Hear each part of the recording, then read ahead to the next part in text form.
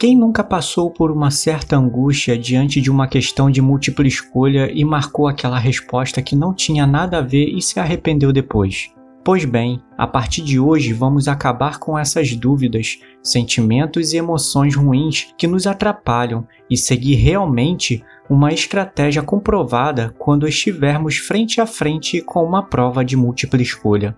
Olá, tudo bem? Seja muito bem-vindo ao nosso canal Conselhos a Mais. No vídeo de hoje, vamos conhecer as 6 dicas infalíveis de como aumentar sua chance de acertar provas de múltipla escolha, que farão toda a diferença na hora do nervosismo e se sair bem com o melhor resultado possível. E antes de mais nada, quero te dar as boas-vindas ao nosso canal. E se você gostar do nosso conteúdo, te convido para se inscrever no nosso canal, dar um like e ativar o sininho das notificações para não ficar de fora dos próximos conteúdos. Então chega de enrolação, agora vamos para o vídeo. A primeira dica é assim quando você começar a fazer a prova. Nesse momento, geralmente estamos com a nossa mente descansada, porém, mesmo com técnicas de relaxamento e respiração, que ainda estaremos falando nesse vídeo, a grande parte da maioria das pessoas tendem mesmo assim ficar um pouco ansiosa. Então, ao invés de ficarmos ansiosos para começar logo a prova, façamos o contrário.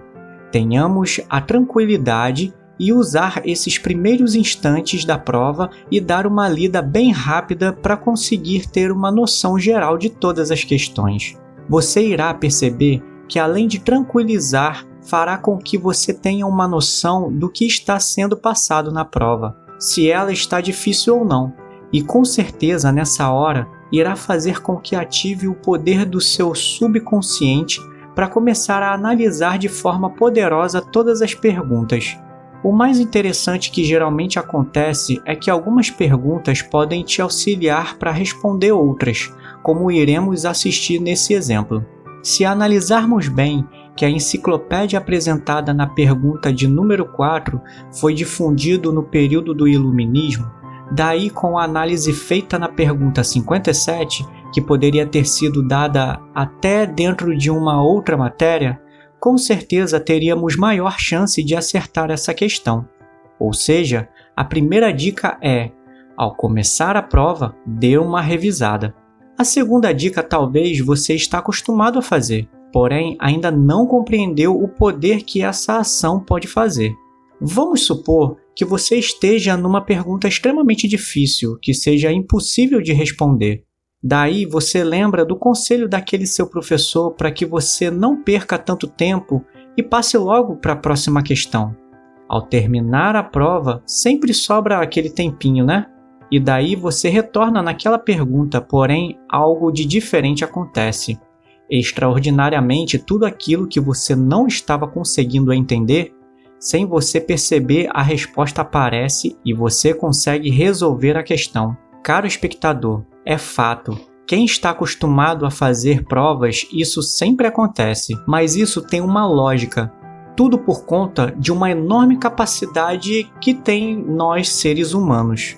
Veja bem, quando estamos concentrados em solucionar algum problema, estamos forçando o nosso cérebro a resolvê-lo, correto? Mas ao mudarmos nossa concentração para outra coisa, um poderoso sistema que existe em nosso cérebro chamado subconsciente se recusa a esquecer completamente o primeiro problema. Isso quer dizer que mesmo você estando concentrado numa coisa completamente diferente, sua mente permanece focado em outros problemas ao mesmo tempo.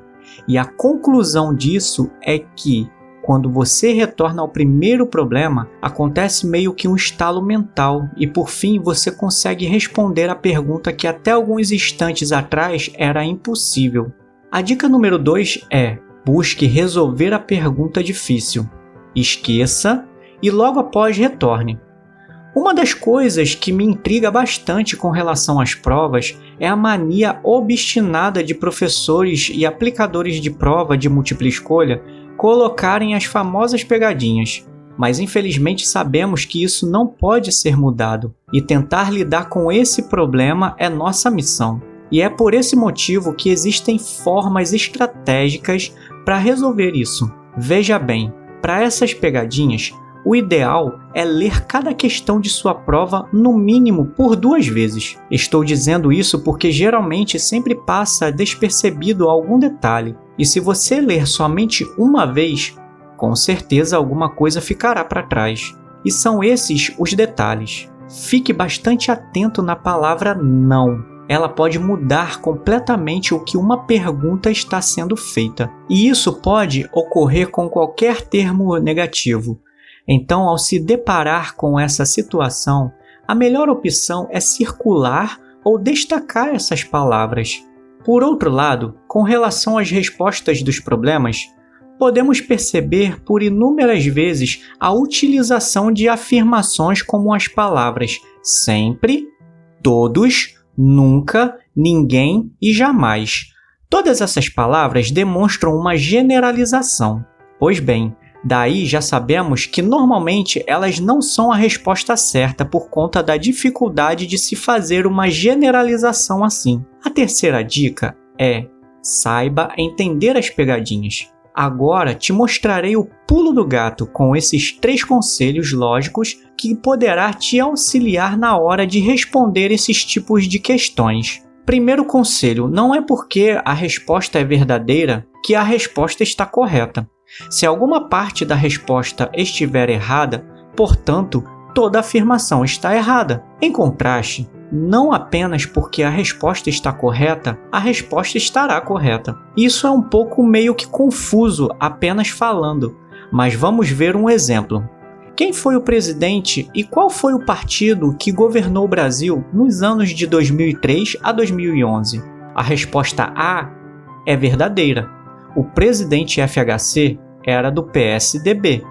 E se não prestarmos bem atenção, poderemos cometer um certo equívoco ao escolhê-la, simplesmente porque, mesmo ela sendo verdade, a resposta está incorreta. Nesse caso, a letra E seria a única resposta correta.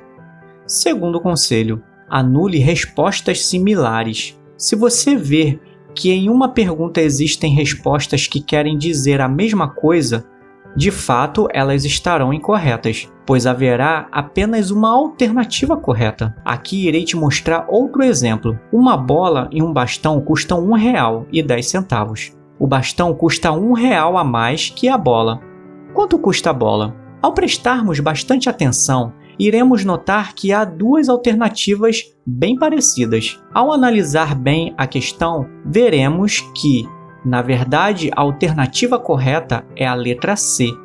Nunca deixe isso passar despercebido, e isso só não será válido no momento em que todas as respostas forem verdadeiras ou algo do tipo que seja possível uma resposta.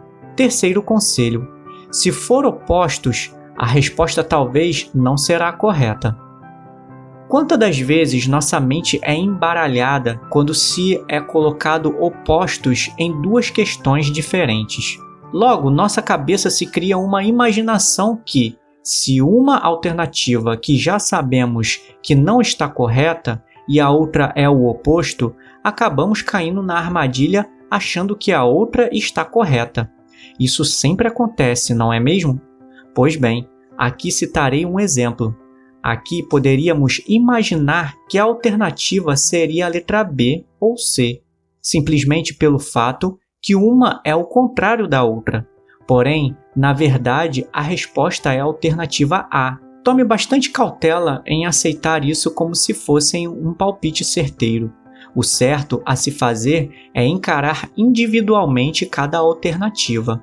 E simplificando esses 3 conselhos, a dica número 4 é: redobre seu cuidado. No início desse vídeo, eu comentei que geralmente no início da prova estamos descansados e ansiosos. E o que acontece agora no final da prova? Caro espectador, com certeza estaremos bastante exaustos, correto? E já um pouco disperso por conta de nosso grande esforço intelectual.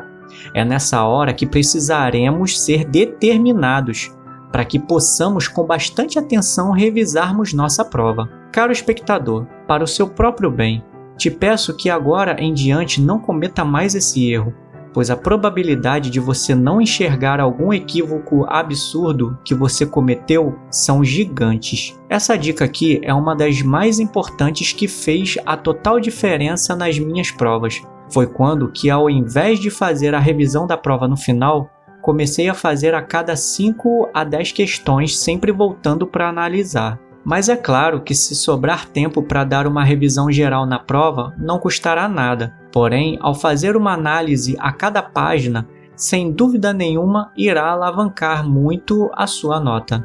A dica número 5 é: faça pequenas análises. Aqui irei falar da dica que fará total diferença nas suas provas. Peço que só use ela se caso você perceber que está indo muito bem na prova. Antes de mais nada, geralmente, o que sempre faço nas minhas provas de múltipla escolha é que nas questões que eu tenho a pura certeza, eu marco ela com um círculo. Naquelas que tenho dúvidas, eu faço um quadrado. Porém, mesmo assim, eu respondo. E naquelas que eu não sei absolutamente nada, faço um triângulo. Fazendo isso, já tenho uma base se estou indo bem ou não na prova. Mas retornando, para quem entende o básico de estatística, sabemos que estatisticamente, se chutarmos uma pergunta, teoricamente teremos a mesma oportunidade de acerto para todas as perguntas, correto? E no que isso pode te auxiliar é que, se você tem a total certeza de que foi bem na grande parte da prova, você terá a probabilidade ao seu favor. Por exemplo, se você acha que acertou 60% da sua prova, em 20% ficou indeciso e em 20% você não sabe nada, então você analisa que não marcou muitas letras B. Daí você pode cair na armadilha naquelas que você ainda não tem o conhecimento. Mas lembre-se, isso você só poderá fazer nas questões que você não sabe de nada. Se caso você estiver na dúvida entre a letra C e a letra D, jamais pense em mudar para a letra D. Primeiro, exija o máximo possível de seu potencial intelectual para se recordar ou para raciocinar, e só depois disso vá para a dica de número 6. Utilize sempre as probabilidades. Aqui se foram as 6 dicas infalíveis de como aumentar sua chance de acertar provas de múltipla escolha. São simples conceitos, porém, se forem usados da forma correta, podem te colocar num nível extremamente superior e te auxiliar no encontro de seus objetivos. E lembrando que essas dicas podem te auxiliar, porém, o que realmente na diferença de seu resultado será seu empenho nas horas de estudo que você se dedicou. Ou seja, o que terá resultado positivo será a união dessas dicas com a sua estratégia de preparação para a prova de múltipla escolha. E se você gostou desse vídeo e quer saber mais sobre como se preparar melhor e de forma eficaz, então se inscreva no nosso canal, dê um like e ative as notificações para não ficar de fora dos próximos conteúdos, pois com certeza terão mais conteúdos que poderão não só te ajudar nas suas provas, como terá conteúdos que te ajudará em vários aspectos de sua vida. Um forte abraço e que você tenha sucesso nos seus estudos.